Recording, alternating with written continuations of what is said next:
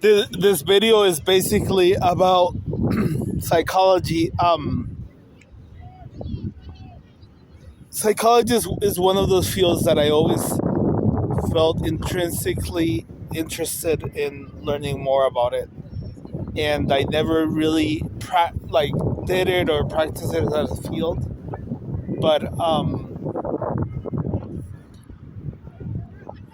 I think it's a field that I specifically really enjoy, like understanding how people behave and how what really creates a certain type of behavior and not really a certain type of pattern. And I'm trying to think about different patterns and different ways to attack certain problems in life.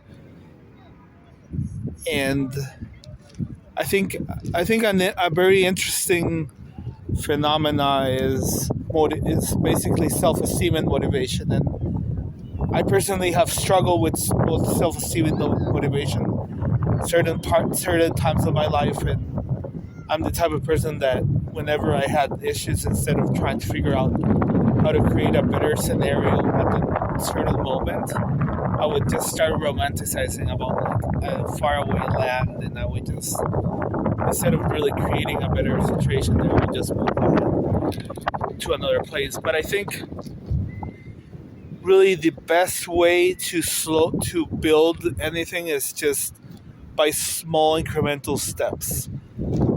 Many times, a lot of like gurus or self-improvement experts and success coaches, like such as Napoleon Hill, who has a really famous book, how to grow rich, or I forgot entirely what the name was, have all these like steps of how it should have been done. But I think one of the best ways is just to try things in a small incremental way for a long time period. And if you every single day you try to do something to try to achieve that goal, I usually print out all my life objectives and I have them there.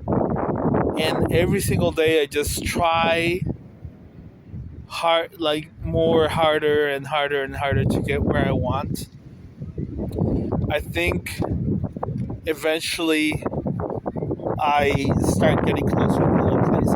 I think people who just like have like this huge ego and they just try to go for something all the way and just immerse in it in a larger scale, like beyond what their capacity, or that, I think is not a good approach. I think you have to have small incremental steps to get almost anywhere in life. And I think, so to give you an example, once I did well in a master's degree in a career that I wasn't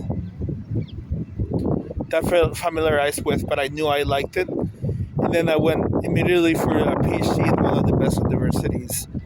And I just really struggled because a lot of the students most of them were overachievers, and they were just so much much better at what I was trying to do than what I was. So I went from a master's degree where I did really well to a PhD where I was like a master's degree where I was above average to a PhD that I was below average, and this is not good. Like, I should have gone for something that was a little bit harder than my master's degree, but not that hard. I think that's the most reasonable way. That being said, when you're young, it's interesting to experiment and just try things and just figure things as they go, and just don't try to plan almost everything. And this really creates security and self-esteem to build towards your goals.